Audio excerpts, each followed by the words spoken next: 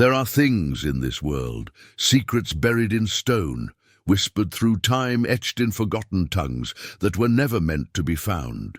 Not because they were lost, but because they were hidden. Hidden deliberately, sealed beneath earth and silence, guarded by centuries. These are not the lost pages of history. They are the pages history chose to bury. Echoes of civilizations that vanished without reason. Technologies that shouldn't exist. Relics that don't belong anywhere in our timeline.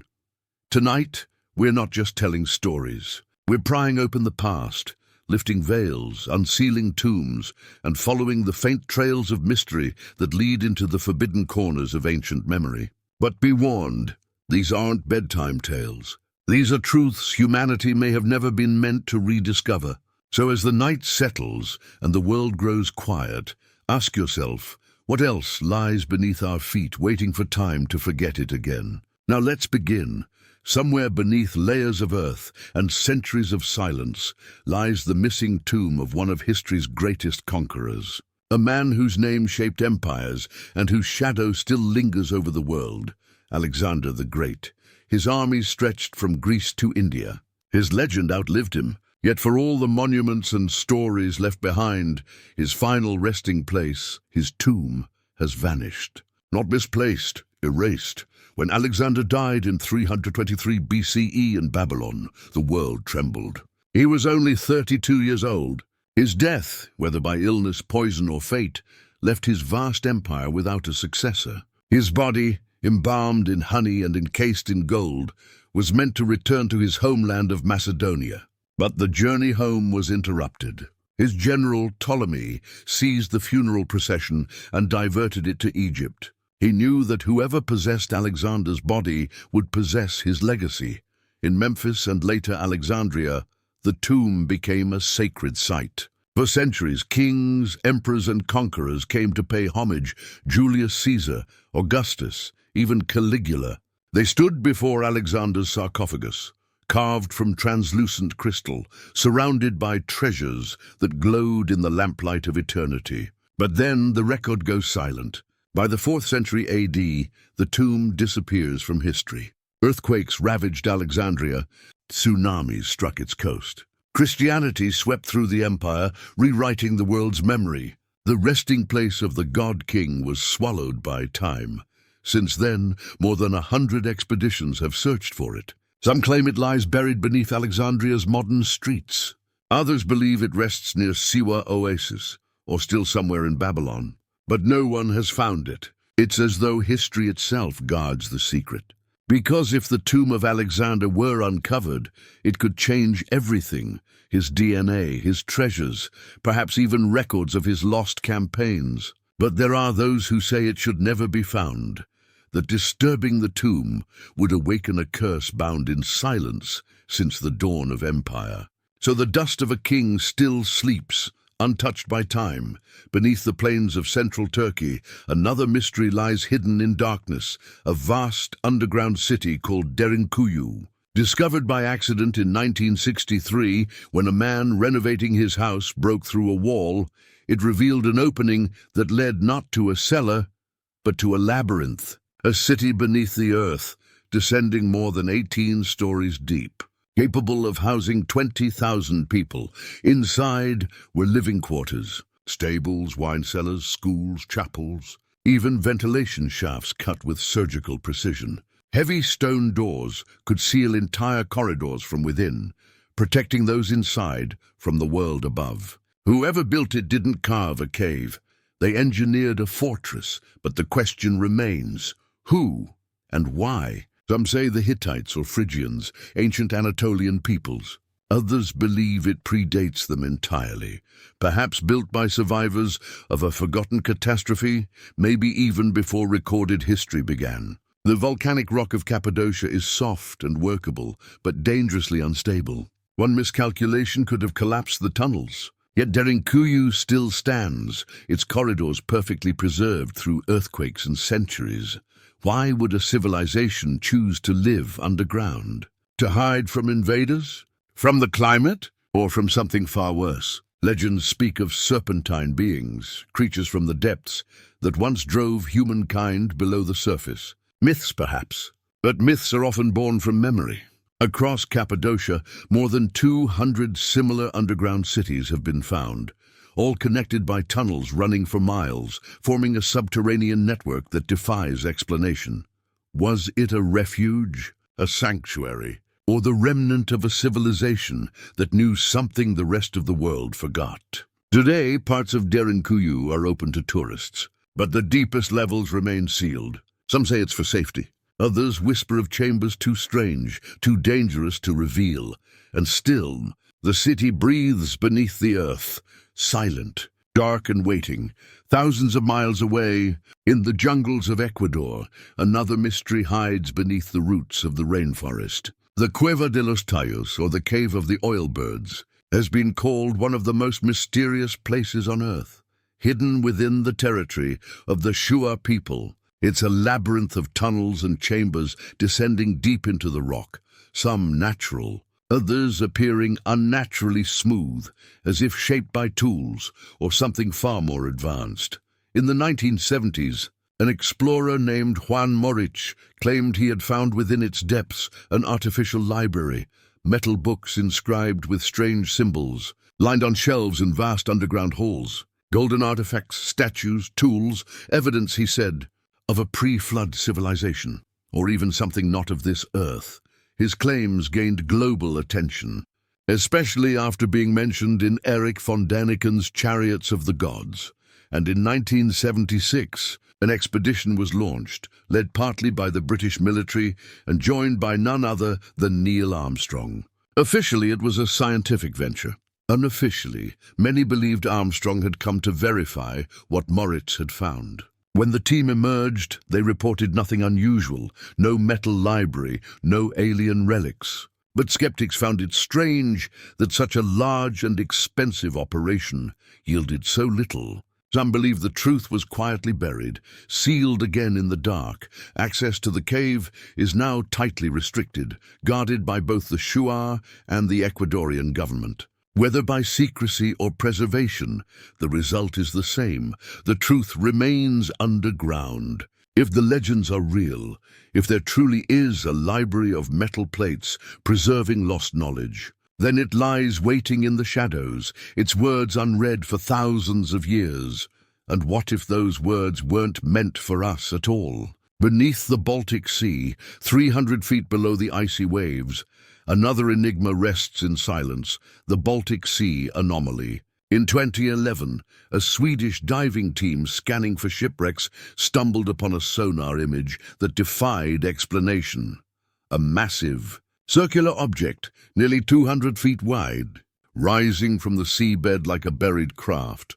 It appeared to sit atop a raised platform, and divers who descended to inspect it reported smooth, flat surfaces, right angles, even steps carved into its side. What startled them most wasn't just its shape, but the interference. As they approached, their equipment failed. Cameras froze, compasses spun. When they retreated, everything worked again. Was it a natural formation, glacial debris, or something else entirely? Some said it looked mechanical, even artificial, like a sunken craft or the remnant of an ancient structure built before the Ice Age. Others whispered that it was an artifact from another world, a vessel that fell long before humanity learned to walk upright. Scientists dismissed the idea as geology, but the anomaly's symmetry and electromagnetic field remain unexplained. The ocean, as always, keeps its secrets well. And finally, from the depths of the sea to the deserts of Judea, another mystery written not in stone, but in metal. In 1952, among the caves of Qumran, archaeologists uncovered something that should not have existed, a scroll made entirely of copper. And like the parchment scrolls of scripture found nearby, this one spoke not of prophets or visions, but of treasure. It listed 63 hiding places containing gold, silver, and sacred artifacts, specifying exact weights, depths, and directions. If true, the fortune would be worth billions, yet none of it has ever been found. Some believe it was written by priests fleeing the Roman destruction of Jerusalem, hiding the wealth of the Second Temple. Others think it was meant as a riddle, a symbolic map to spiritual treasures. But one line stands apart, a final entry describing a duplicate of this document and its explanation, hidden elsewhere. A second scroll. The key to the code. It has never been found. Was the copper scroll truly a map or a warning? Some believe it was never about gold at all, but about relics of unimaginable power, hidden for humanity's own protection. Perhaps its purpose was not to be discovered, but to test those who sought it, to reveal what people would do when faced with the promise of divine treasure. The desert still holds its breath. The scroll's riddle remains unsolved, and maybe that's how it's meant to be, because not all mysteries are waiting to be uncovered. Some were meant to stay buried, sealed by those who came before us, whispering across time the same warning: some knowledge must remain in the dark. There are secrets buried in stone, etched in forgotten languages, sealed beneath layers of time that were never meant to be unearthed. Not because they were lost, but because they were hidden deliberately, buried beneath centuries of dust and silence. Whispers from the past that raise questions no one can fully answer. Echoes of civilizations that vanished without explanation, of technologies that shouldn't have existed, and of relics that defy the limits of known history. These are not simple tales of the past. They are the warnings of time itself. Deep in the ancient city of Abydos, beside the Nile, stands the Temple of Seti the Firm, a masterpiece of architecture and myth, a sanctuary of gods and the resting place of secrets that defy comprehension. For centuries, its walls have spoken in hieroglyphs, telling stories of life, death, and divinity. But among these sacred carvings, one image stands apart, something so jarring it bends the very boundaries of time. High above the temple floor, etched into the stone, are shapes that look unmistakably modern. A helicopter, a submarine, a jet, and a tank. Machines of war, thousands of years before their invention. When photographs of these carvings emerged in the 1990s, they sent shockwaves through both archaeology and the public imagination. The official explanation was that the images were a result of overlapping inscriptions, ancient texts carved during Seti's reign, later re-chiseled by his son Ramses II, with the plaster between them eroding over time. The overlapping glyphs, scholars said, simply formed shapes that happened to resemble modern machines. But coincidence has limits. The outlines are too precise. The helicopter has a body, a cockpit, a rotor, and a tail. The submarine has a hull and tower. Even the tank appears structured and deliberate. How could random erosion create forms that mirror 20th century engineering? Some believe the carvings are remnants of lost ancient knowledge, a glimpse of technology from a forgotten civilization whose advancements have been erased by time. Others take it further, suggesting that these shapes record encounters with something not of this world, craft witnessed by the ancient Egyptians, descending from the heavens like the very gods they worshipped. Their myths, after all, are filled with celestial boats and sky chariots. Perhaps what they carved was not imagination, but memory. Another theory holds that the Temple of Seti I was more than a shrine. It was a spiritual gateway, a place where pharaohs communed with the divine, where visions and prophecy were part of ritual. The carvings, then, may not depict literal machines, but visions, images of the future seen by priests or seers, glimpses of wars and technologies that would not exist for millennia. Ancient prophecy etched in stone.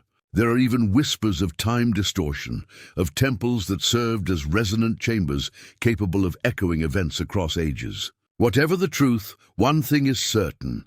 When you stand beneath those carvings, staring up at machines that shouldn't exist, you feel time itself bend around you, thousands of miles away. Another enigma hides beneath the soil of Zhejiang Province, China. In 1992, a farmer draining a pond discovered a staircase leading into darkness. Beneath the surface lay a vast chamber of stone, smooth, symmetrical, and impossibly old. As more ponds were drained, more chambers appeared. 24 in total. each one enormous, perfectly carved into solid sandstone, with sweeping ceilings, polished walls, and pillars aligned in geometric precision. No debris, no tools, no inscriptions, no sign of who built them or why. These are the Longyu Caves, structures so vast that their creation would have required the removal of over 1 million cubic meters of rock. Yet not a single record exists in Chinese history to explain them. The walls bear strange parallel markings, as though carved by enormous blades, or perhaps engraved intentionally as part of a code. Every cave follows the same pattern, the same design, suggesting a single purpose, or a single intelligence behind their creation. Engineers who study the caves can't explain how ancient builders achieved such perfection without modern equipment. The ceilings remain stable after thousands of years, surviving floods and earthquakes. Some suggest they were granaries or shelters. Others believe they were temples or tombs. But their silence, no carvings, no symbols, feels purposeful, as though they were built to be hidden. Some even whisper that they were constructed as vaults against a catastrophe, or as messages left for a future civilization. The caves hum with mystery. Step inside, and you feel the echo of something immense, something waiting to be understood. In the cradle of civilization, among the ruins of Mesopotamia, another artifact rewrites the boundaries of human history, the Sumerian king list. Inscribed on ancient clay tablets, it recounts the reigns of rulers who governed for thousands, sometimes tens of thousands, of years. After kingship descended from heaven, the tablet reads, kingship was in Eridu. The first king ruled for 28,800 years. His successor 36,000. 8 kings ruled for a combined 241,200 years before the flood swept over. After that, the reigns suddenly shrink to mortal scales. What if this wasn't myth? What if the list preserves a record of a forgotten epoch, an age before the flood, before history, when beings of extraordinary longevity ruled the earth? The story aligns eerily with other ancient accounts. The long-lived patriarchs of Genesis, the golden ages of Hindu texts, the god-kings of Egypt. Could these records be distorted memories of a civilization erased by cataclysm? The Sumerians claimed their kingship came from heaven. Perhaps the phrase wasn't metaphorical. Perhaps it was literal. Scholars argue over symbolism and mistranslation, claiming exaggeration or numeric error. But the king list was copied again and again for centuries, preserved even when its claims defied belief. Why? Because it mattered. Perhaps it was more than history. It was a map of cycles marking the rise and fall of worlds. It suggests a truth that civilization is not linear, but cyclical. That humanity has been reborn many times, always rising, always forgetting.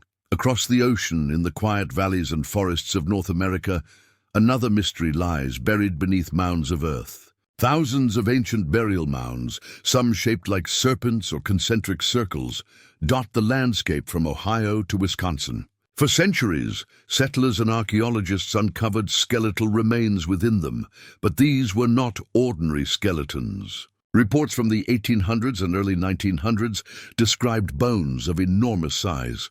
Men 8, 9, even 10 feet tall, with massive skulls and double rows of teeth.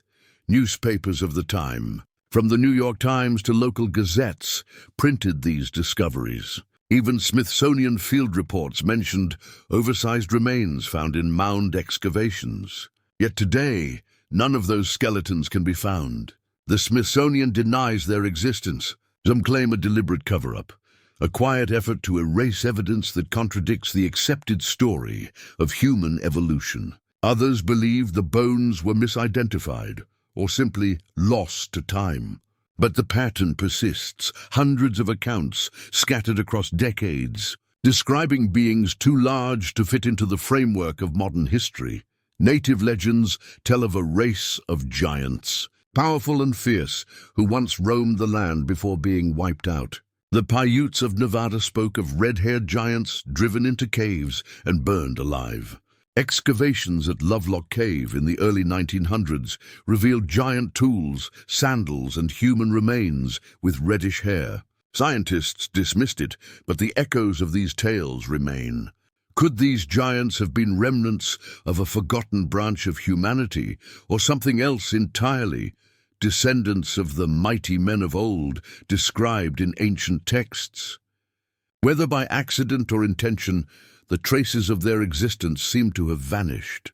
No bones in museums, no photographs, only yellowed pages and whispers. Yet across continents, from Sumer to Peru, from the Bible's Nephilim to the Adena mounds, the story repeats, giants walking the earth, building monuments and disappearing beneath the soil. Perhaps these mysteries are not isolated. Perhaps they are fragments of the same story, a story that stretches back before recorded history, before even myth. From hieroglyphs that depict impossible machines, to caves carved with precision beyond comprehension, to lists of kings who ruled for millennia, to bones that don't fit the human mold, all of them hint at the same unsettling truth, that we are not the first. That civilization rises and falls like the tide, leaving only faint traces for the next to find, and maybe that's why these secrets were buried. Not to be discovered, but to be remembered only as whispers. Because once uncovered, they remind us that the world we know may only be the latest chapter in a much older story, one that began long before we were here, and one that may, one day, begin again.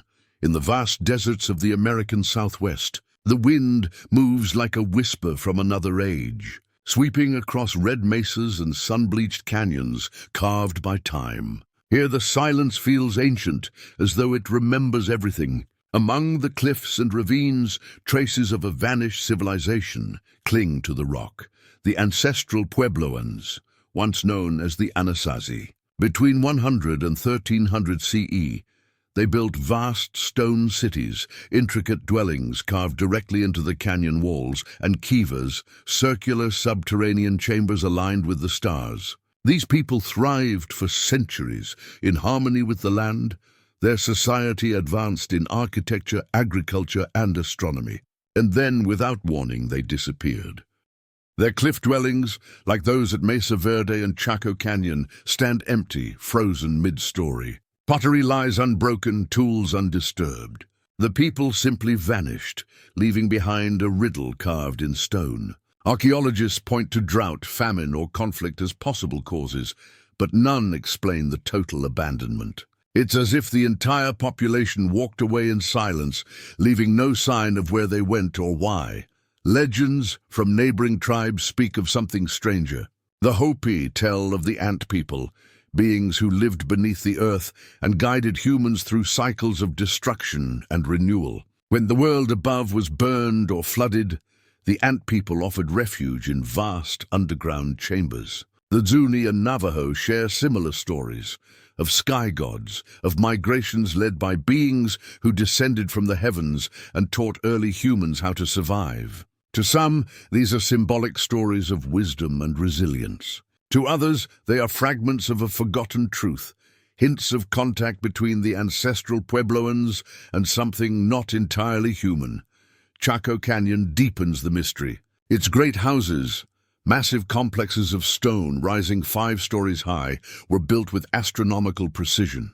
Certain windows and walls align perfectly with solstices, equinoxes, and lunar cycles. Roads stretch for miles in straight lines across the desert, leading to nowhere, as if meant for travelers who could fly. The scale of construction required a level of coordination, labor, and knowledge far beyond what small farming communities should have possessed. Some archaeologists now suggest Chaco may have been a ceremonial hub, a center of knowledge that drew pilgrims from across the region.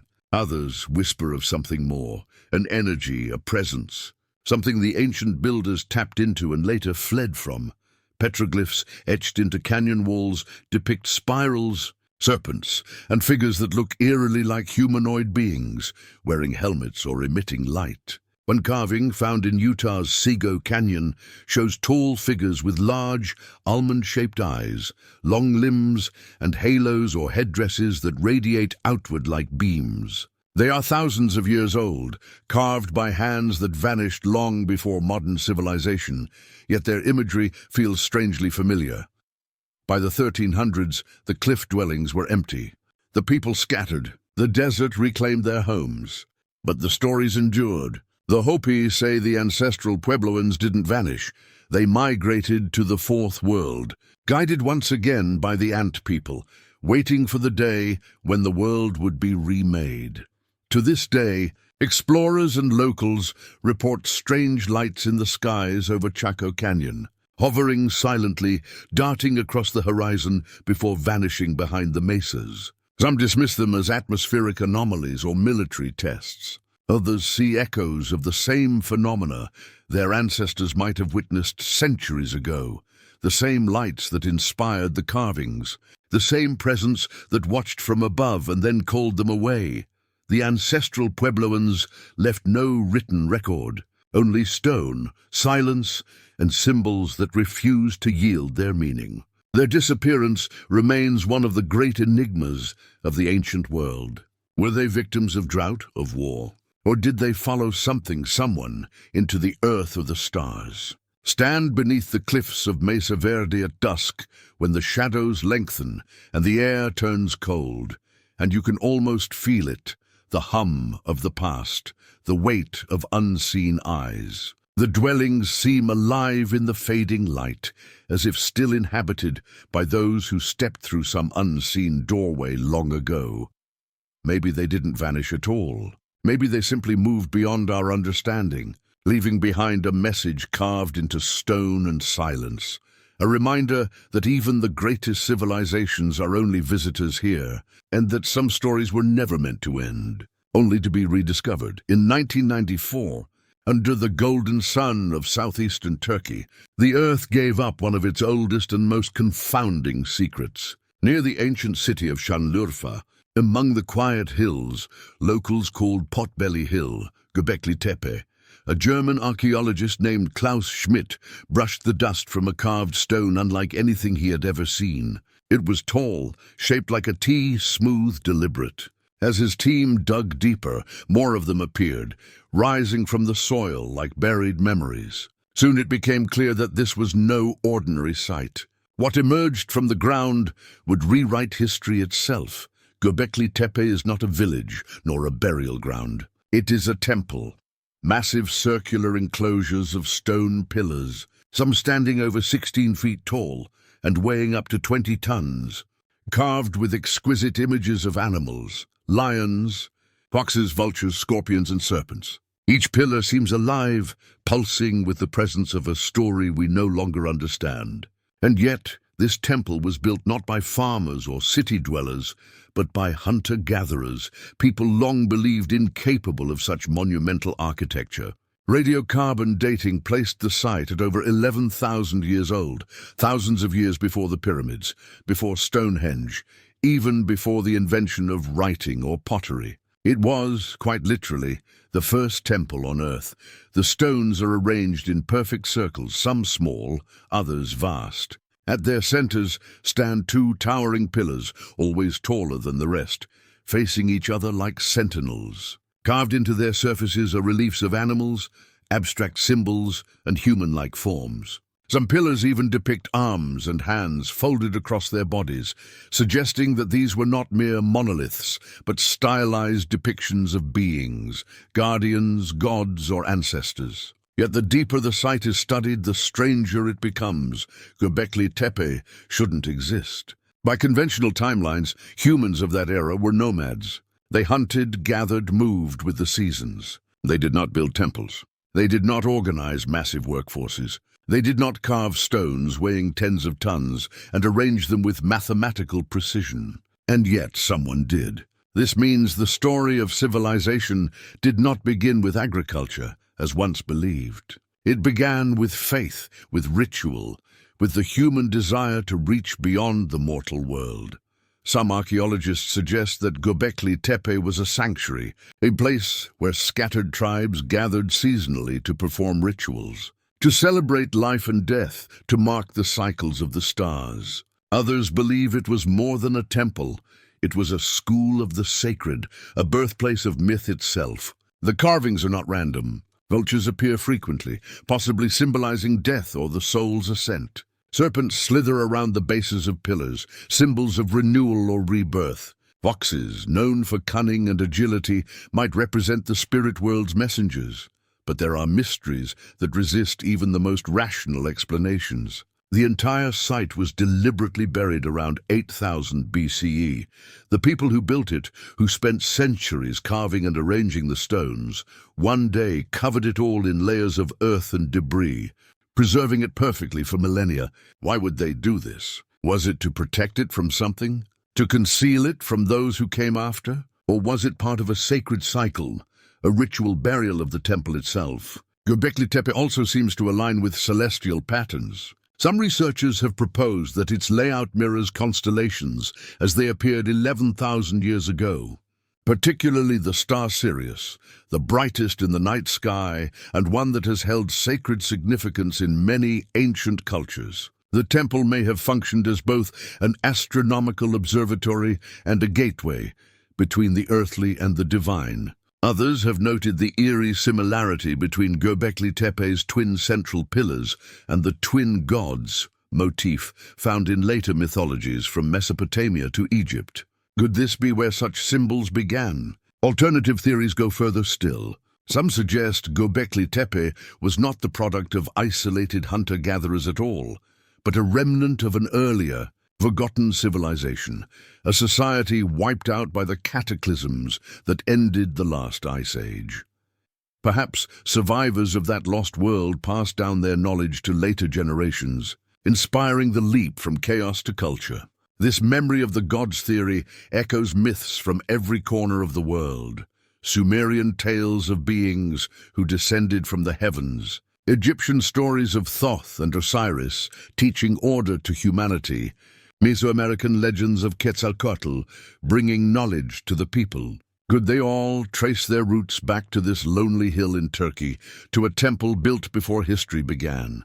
Mainstream archaeology cautions against such speculation, yet even within the accepted narrative, Göbekli Tepe forces a reckoning. It challenges the sequence of human progress, reversing the order we once thought inevitable. It suggests that spirituality, our search for meaning, came before farming, before cities, before civilization itself. In building a temple, humanity may have learned to live together, to plan, to stay. Faith, not food, may have birthed society. Today, the site stands under protective coverings, guarded by silence and wind. Tourists walk its pathways, gazing at the carved pillars that once towered above the ancients.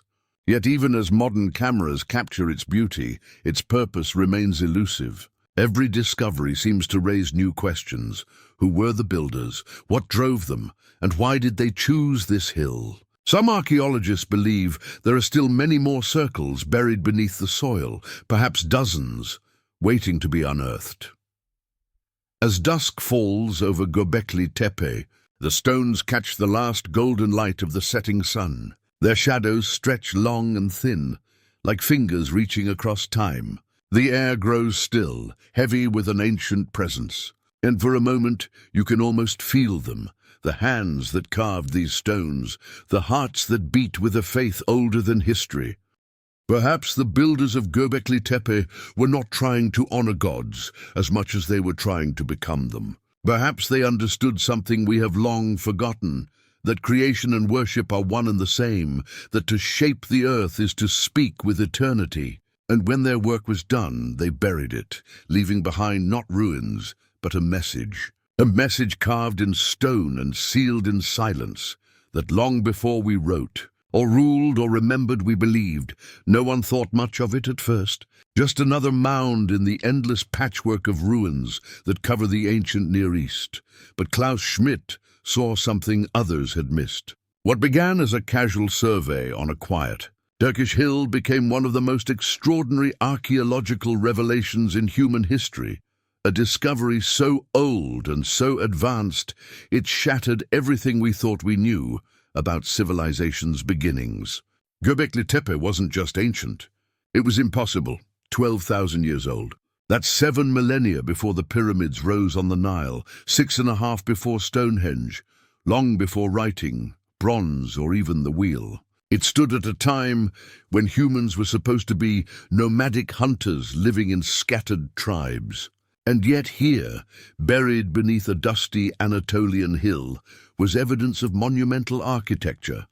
Massive T-shaped stone pillars arranged in perfect circles, carved with haunting precision. Lions, boars, vultures, scorpions, snakes, and abstract figures stared out from the stone, their meaning lost, but their presence undeniable.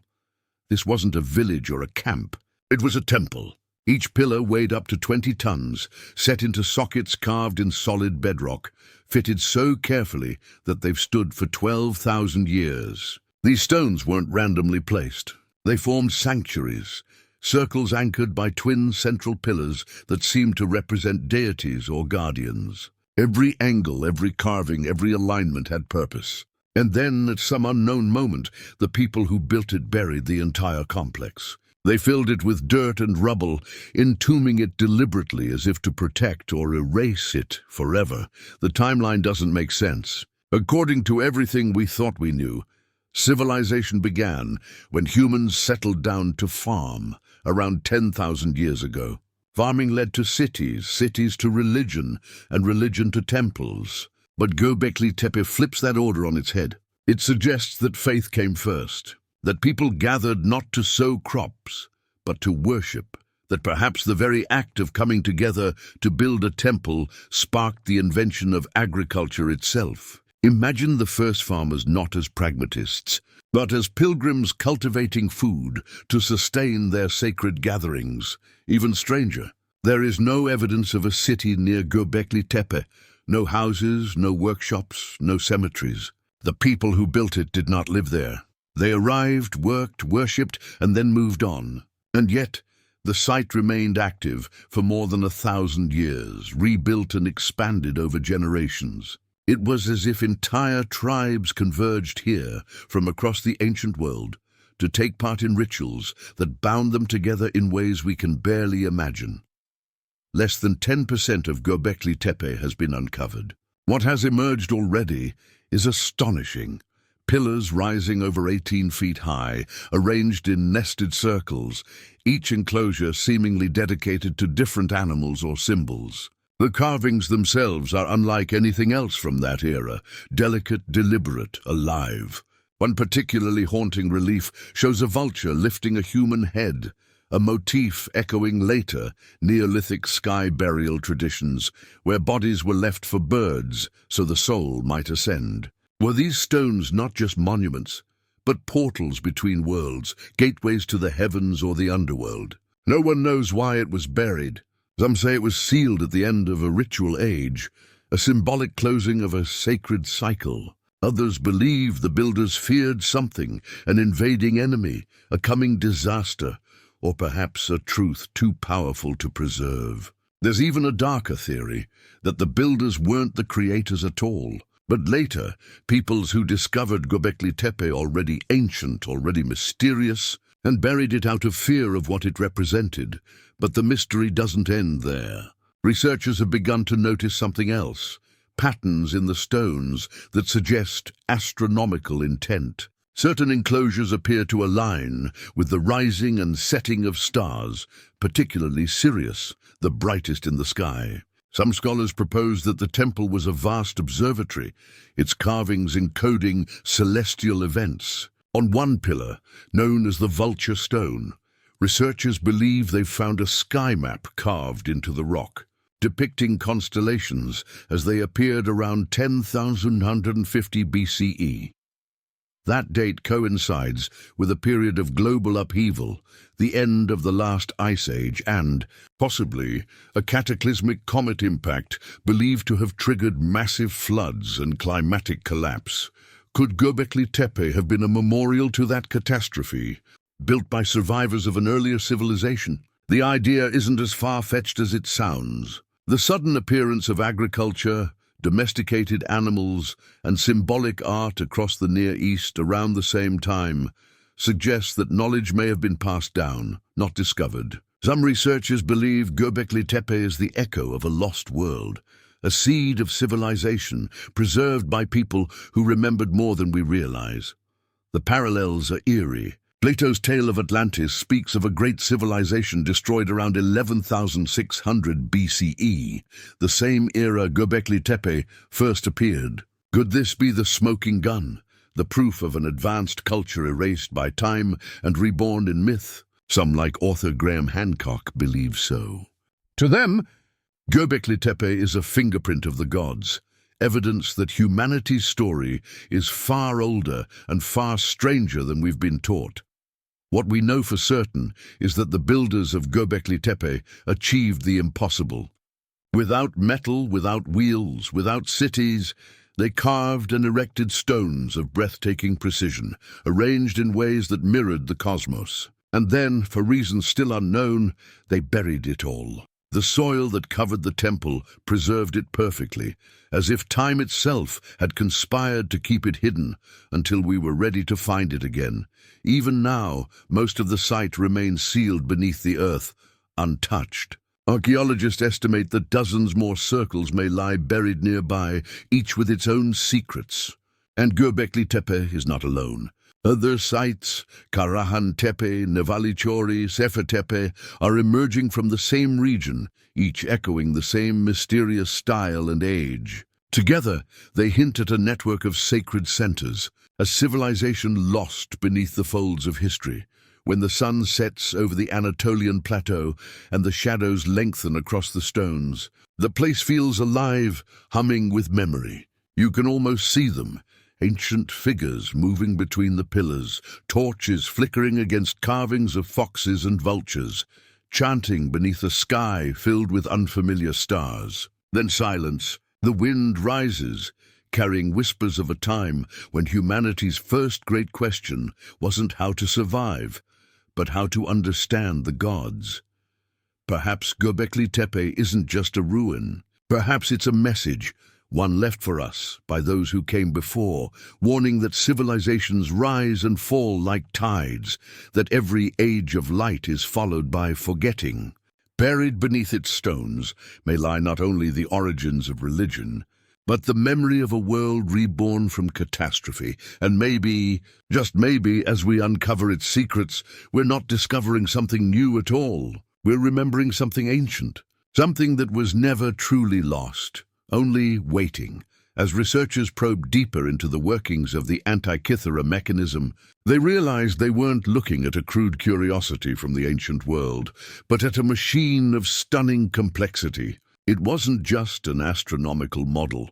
It was a masterpiece of engineering and mathematical insight, designed with a precision that would not appear again for more than 1,000 years. Its lunar mechanism alone was extraordinary. The device didn't simply mark the moon's phases. It replicated the moon's irregular orbit, recognizing that it travels in an ellipse and moves faster and slower as it swings around the Earth. To capture this motion, the mechanism used a differential gear system, a concept modern engineers believed wasn't invented until the Renaissance. Yet here it was, in bronze, crafted over 2 millennia ago by minds who clearly understood the hidden mathematics of the cosmos. The back dials of the mechanism revealed even more brilliance. They displayed the Saros and Exeligmos cycles, periods used to predict eclipses with astonishing accuracy. Whoever built it understood not only the broad rhythms of the heavens, but their subtle irregularities, those small shifts and wobbles that take decades to observe. All of this intricate celestial motion was driven by a single hand crank.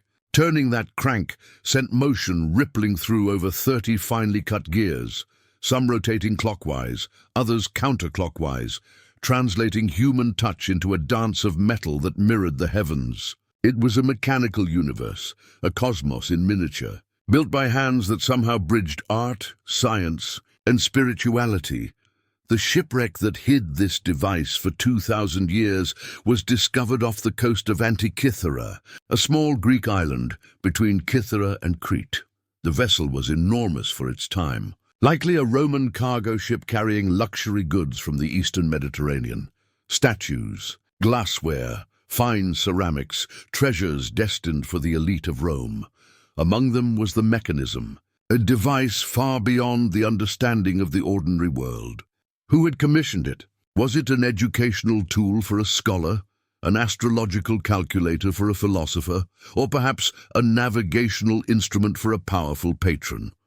Many believe it originated from Rhodes, home to the astronomer Hipparchus, whose theories about the moon's motion match the mechanism's design. Others point to Pergamon, Alexandria, or Athens, centers of learning that once pulsed with genius, now lost to time.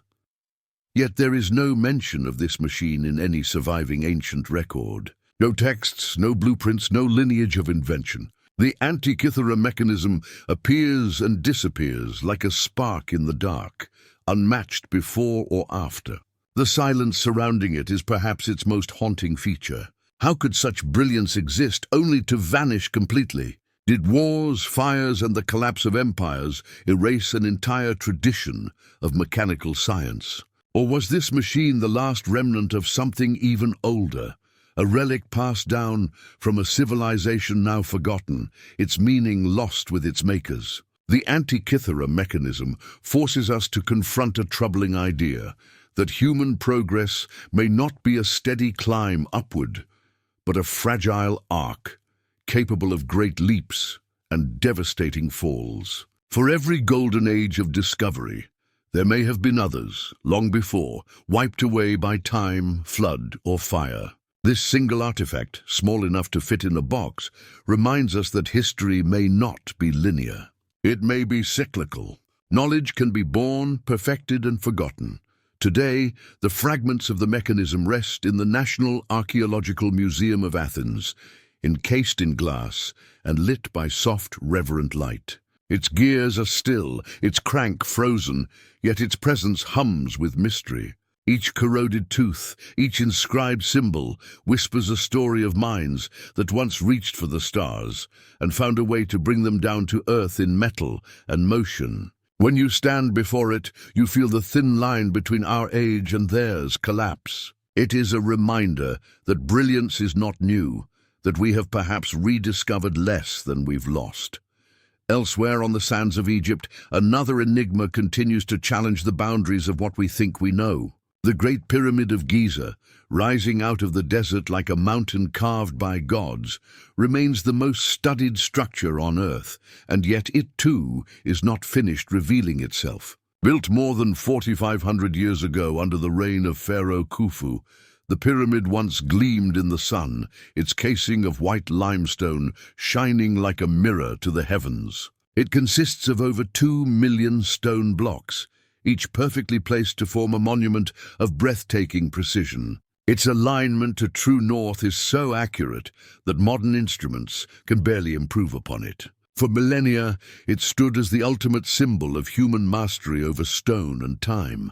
But in 2017, that certainty cracked. Using advanced muon tomography, cosmic ray imaging that can see through solid rock, scientists detected a massive hidden chamber buried deep above the Grand Gallery.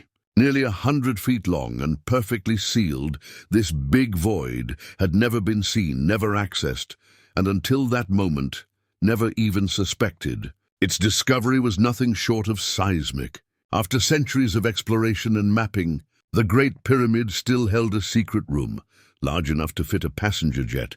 Hidden in plain sight, Egyptologists offered cautious explanations, suggesting it might be a relieving chamber, an empty pocket designed to distribute the pyramid's immense weight. But the precision of its placement, its symmetry and its size suggest something far more deliberate. If it were simply a structural gap, why conceal it so completely?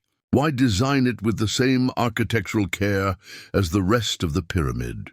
Others wonder whether this void could be a sealed vault, a chamber of knowledge or relics intentionally hidden by the pyramid's builders. The structure's proportions are steeped in mathematical symbolism. The ratio of its height to its perimeter encodes P. Its geometry reflects the golden ratio, and its celestial alignments match key stars such as Orion's belt and Sirius. Every measurement seems to hum with purpose. Could the hidden chamber play a role in this cosmic design? Some theorists have suggested that the Great Pyramid was never intended as a tomb at all.